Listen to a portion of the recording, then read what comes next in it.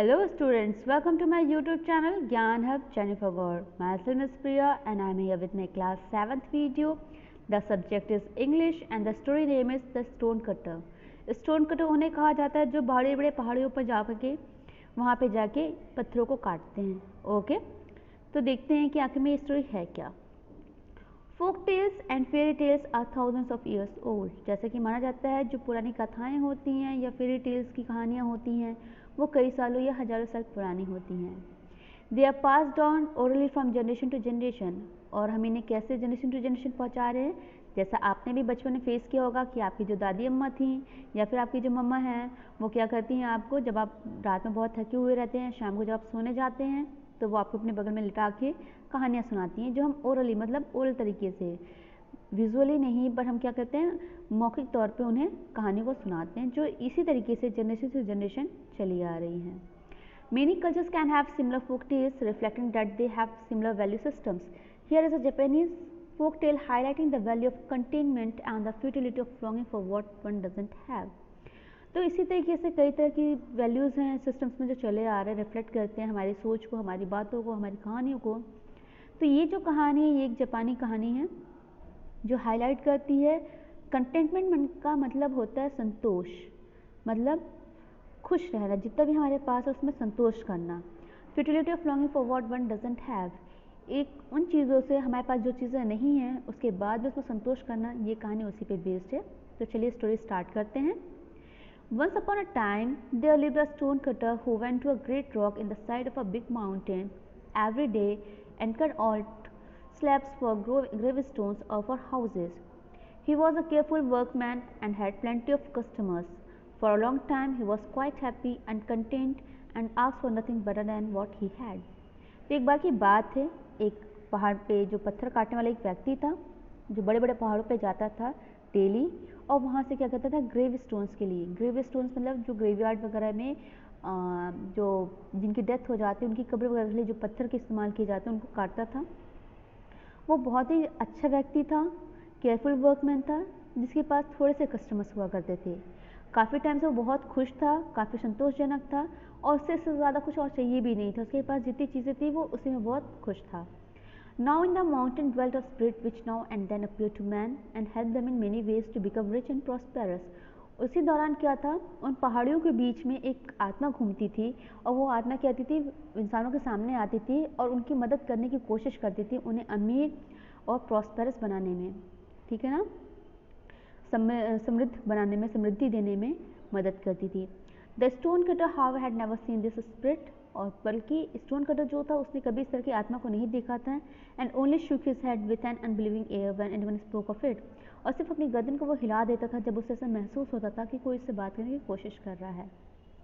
One day the stone cutter carried a grave stone to the house of a rich man. तो एक दिन क्या होता है कि स्टोन कटर जो रहता है वो एक ग्रेव स्टोन लेके जाता है एक बहुत बड़े व्यक्ति के घर के में. And saw there all sorts of beautiful things of which he had never even dream, और वहाँ पे वो बहुत महंगी महंगी चीज़ों को देखता है जिनके बारे में उसने कभी सोचा भी नहीं था सपने में.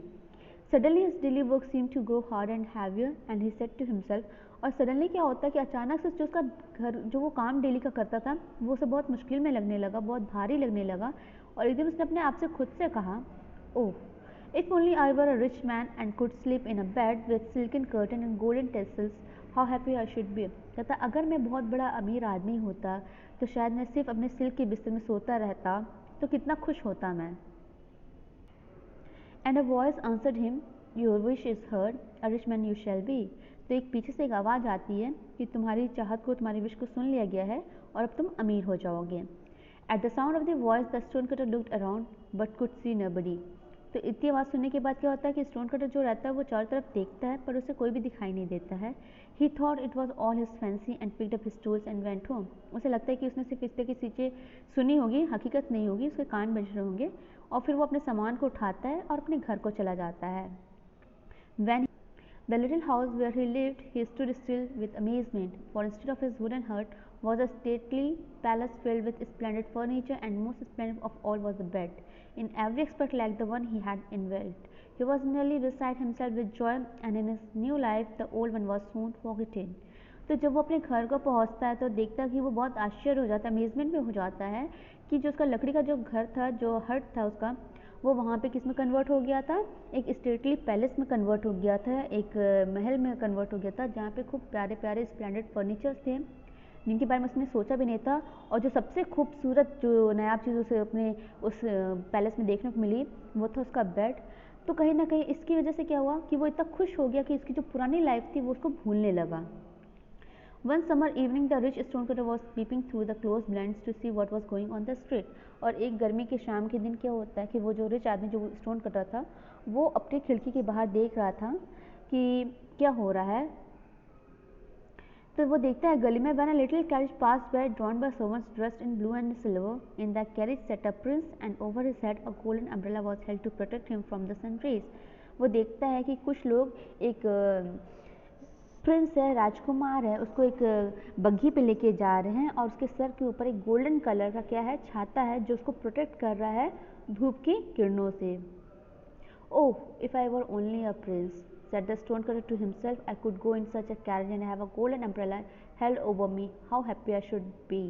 तो क्या कहता है, काश मैं भी एक राजकुमार होता, तो मेरे पास भी एक बग्घी होती, उसमें गोल्डन अम्ब्रेला लगा होता, तो मैं कितना खुश होता। And a prince he was, everything his heart could desire was his. और फिर क्या होता है, वो किस में तब्दील हो जाता है, वो एक राजकुमार में तब्दील हो जाता है। जो भी उसका दिल चाहता था, चाहत रखता था, वो चीज़ उसकी पूरी हो रही थी। But yet it was not enough. पर फिर भी क्या हुआ, ये उसके लिए कुछ खास संतोष नहीं रहा, क्योंकि क्या हुआ कि अब धीरे धीरे ना बच्चों यहाँ पे इसका जो ग्रिडनेस वाला जो लेवल है ना वो इंक्रीज होने लगा। He looked around still for something to wish for, and when he saw that in spite of the water he poured on the grass, the rays of the sun scorched, and that in spite of that umbrella held over his head, each day his face grew browner and browner. He cried in his anger, "The sun is mightier than I. Oh, if I were only the sun." तो क्या होता है, उसकी हर खुशी तो हर जो चाहत होती है वो उसकी पूरी होने लगती है, वो एक प्रिंस में कन्वर्ट हो जाता है, डाइवर्ट हो जाता है, चेंज हो जाता है। तो फिर क्या होता है कि वो देखता है कि उसकी विश तो पूरी हो गई, पर वो देखता है कि वो इतने घास पे पानी डाल रहा है, पर फिर भी क्या हो रहा है कि वो जो घास का जो पानी है ना वो सूरज खींच ले रहा है, सोख ले रहा है। तो उसके क्या कहता है, एक दिन वो गुस्से में आ जाता है, क्योंकि क्या होता है उस धूप, इतनी तेज़ धूप रहती है कि उसका जो चेहरा होता है वो धीमे धीमे ब्राउन होने लगता है, मतलब धीमे धीमे वो सूरज में जलने लगता है। तो एक दिन वो गुस्से में चिल्लाता है, क्या सूरज मुझसे बड़ा है, काश मैं सूरज होता। And the mountain spirit answer, तो पहाड़ियों में जो आत्मा घूमती रहती है वो आंसर करती है, your wish is heard and the sun you shall be, कि तुम्हारी विश सुन ली गई है और अब तुम सूरज बन जाओगे। And the sun he was, and felt himself proud in his power. When a cloud covered his face and hid the earth from him, he cried in his anger, "Does the cloud hold captive my reins, and it is matter than I? Oh, I wish I were a cloud and matter than any." तो जब वो सूरज बन जाता है तो वो देखता है कि कुछ बादल के टुकड़े हैं, कुछ बादल है जो उसके फेस को कवर कर रहे हैं। तो फिर एक बार वो गुस्से में बोलता है कि क्या बादल मुझसे बड़ा है, क्या बादल मेरी किरणों को रोक सकता है, काश मैं भी बादल होता।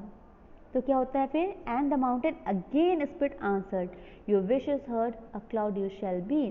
तो फिर से आत्मा जो रहती है पहाड़ियों में उसकी उसमें से आवाज़ आती है कि तुम्हारी विश को सुन लिया गया है और तुम बादल बन जाओगे। तो देखा ना बच्चों, यहाँ पे कैसे उसका लालच डे बाय डे बढ़ते जा रहा था। And a cloud he was, और फिर वो बादल बन जाता है। And lay between the sun and the earth, तो वो क्या होता है, पृथ्वी और सूरज के बीच में आ जाता है। He caught the sunbeams and held them, and to his joy the earth grew green green and green again flowers blossom. तो क्या होता है कि इस तरीके से वो क्या करता है, सूरज की सारी जितनी भी बीम, जितनी भी रेज आ रही थी सबको पकड़ लेता है, रोक देता है, और पृथ्वी में चारों तरफ हरियाली हरियाली, और जितने भी फूल फल रहते हैं सब ब्लॉसम करने लगते हैं, महकने लगते हैं, बढ़ने लगते हैं। But that was not enough for him, पर इतना उसके लिए इनफ नहीं था। क्या होता है उसके संग, and for days and weeks he poured forth rain till the rivers overflowed their banks. और इसकी वजह से क्या होता है कि हर चीज़ ग्रीनरी में चेंज होने लगती है, सूरज नहीं निकलता, जिसकी वजह से खूब बारिश होती है, और उस बारिश की वजह से क्या होता है कि जो नदियाँ होती हैं वो ओवरफ्लो करने लगती हैं, ठीक है। And the crops of rice stood in water, towns and villages were destroyed by the power of the rain. और जिसकी वजह से क्या होता है कि गांव और शहर जितने भी रहते हैं वो पानी की वजह से, बहुत ज़्यादा बारिश होने की वजह से डिस्ट्रॉय होने लगते हैं, नष्ट होने लगते हैं। Only the great rock on the mountain side remain unmoved. तो वो एक चीज़ नोटिस करता है, जब वो बादल में कन्वर्ट होता है, चेंज होता है, तो वो एक चीज़ नोटिस करता है कि इतनी बारिश हुई, सारे के सारे गांव शहर सबके सब डूब जा रहे थे, पर एक चीज़ जो अपनी जगह पे बिना हिले अड़िग रही, वो चीज़ कौन थी, माउंटेन था, पहाड़ था। The cloud was amazed at the site and cried in wonder. तो जो बादल थे वो बहुत शॉक्ड होते इस चीज़ को देख के, और फिर वो चिल्लाता है, is the rock then mightier than I, क्या ये पहाड़ मुझसे ज़्यादा बड़ा है? If I were only the rock, कहता काश मैं पहाड़ होता। फिर इसने यहाँ पे क्या दिखाया, अपना ग्रीडीनेस दिखाया, अपना लालचपन दिखाया। And the mountain spirit answer, और फिर से पहाड़ों की जो आत्मा होती है वहाँ से आवाज़ आती है कि तुम्हारी विश सुन ली गई है और अब तुम पहाड़ बन जाओगे। And the rock he was and glorified in his power, proudly stood and neither the heat of the sun nor the force of the rain could move him. और जब वो पहाड़ बन जाता है तो वो बहुत ही ज़्यादा अपने आप को पावरफुल समझने लगता है।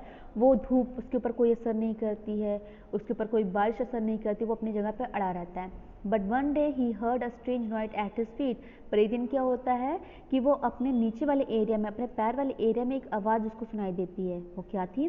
And when he look down to see what it could be, और जब वो नीचे की तरफ देखता है कि वो क्या हो सकता है, he saw a stone cutter driving tools into his surface. तो वो देखता है कि एक स्टोन कटर, जो पत्थरों में जो पहाड़ों को काटता था, एक स्टोन कटर है जो अपने टूल्स को उसके सरफेस वाले एरिया पे लगा रहा है और तोड़ रहा है। Even while he looked, a trembling feeling ran all through him, and a great block broke off and fell upon the ground. तो ये जो पत्थर को तोड़ने से जो गड़गड़ाहट की आवाज़ आती है ना, वो उसके पूरे पहाड़ में उसको गूंजने लगती है। और फिर सडनली क्या होता है कि एक बड़ा सा टुकड़ा जो होता है वो उससे निकल के, उसके बॉडी से निकल के, पहाड़ के एरिया से निकल के ग्राउंड पे गिर जाता है, ज़मीन पे गिर जाता है। Then he cried in his wrath, और फिर वो चिल्लाता है और फिर वो रोता है बहुत अफसोस करके, is a mere child of earth mightier than a rock, क्या एक बच्चा, क्या एक व्यक्ति इस पृथ्वी का मुझसे भी बड़ा है? काश मैं एक आदमी होता। And the mountain spirit answer, और फिर से जो आत्मा होती है वो उसे जवाब देती है कि तुम्हारी विश सुन ली गई है और तुम एक बार फिर से वही व्यक्ति बन जाओगे। And a man he was and in the sweat of his brow he toiled again at his trade of stone, और फिर से वो वही पुराना व्यक्ति बन जाता है जिसका पसीना उसके आईब्रोस, उसकी आंखों की जो भौएँ होती है वहाँ से बहती हुई निकलती हैं जब वो अपने काम पे लगा रहता है, जब वो पत्थरों को तोड़ता है। His bed was hard and his food scanty, उसका जो बेड होता है सोने का वो एक बार फिर से कड़ा सा बेड हो जाता है, और जो उसके पास खाना होता है वो बहुत थोड़ा सा रहता है। But he had learn to be satisfied, पर इन सब चीज़ों से उसने जो सीखा वो क्या था कि सेटिस्फाइड होना सीखा, संतोष रखना सीखा, मतलब जितना भी उसके पास था वो उतने में ही खुश रहना सीखा। And didn't long to be something or somebody else, और उसके बाद उसने कभी भी कोशिश नहीं किसी की तरह बनने की या किसी की तरह दिखने की। And as he never asked for things he didn't have, और उसने कभी भी उन चीज़ों को नहीं मांगा जो उसके पास नहीं थी। A desire to be greater and better than other people, और उसने कभी भी इच्छा जाहिर नहीं की कि वो किसी के सामने बहुत बड़ा बनना चाहता है, या कभी ऐसी इच्छा नहीं दिखाई कि वो बहुत बड़ा हो चुका है। He was happy at last and never again heard the voice of the mountain spirit, और उसके बाद से वो हमेशा खुश रहने लगा, और उसके बाद से उसने कभी भी पहाड़ी वाली आत्मा जो थी, पहाड़ों के बीच में जो आत्मा घूमती रहती थी, उसकी आवाज़ उसने उसके बाद कभी नहीं सुनी। So at the end of this story, the moral is that we should always be in a contentment. Whatever we are having, we should be always content and satisfied, because everything we get is just because of our labor, of our hard work. जो मेहनत मजदूरी हम करते हैं ना, हमें उतना ही मिलता है। तो जब हम बहुत हार्ड वर्क करेंगे तो हमें उसके अकॉर्डिंग ही मिलेगा। तो इन शॉर्ट जो इस स्टोरी का कंक्लूजन, जो हमें निष्कर्ष देखने को मिला, वह यही है कि हमारे पास जो भी, हमें उसमें संतोष करना चाहिए, खुश रहना चाहिए, दूसरों को देख के जलना नहीं चाहिए। सो आई होप आपको ये स्टोरी पसंद आई होगी। तो प्लीज़ बेल आइकन को दबाना मत भूलिएगा, ताकि आपको जब भी मैं कोई नई वीडियो डालूँ आपको उसकी स्टोरी अपडेट्स मिल सकें।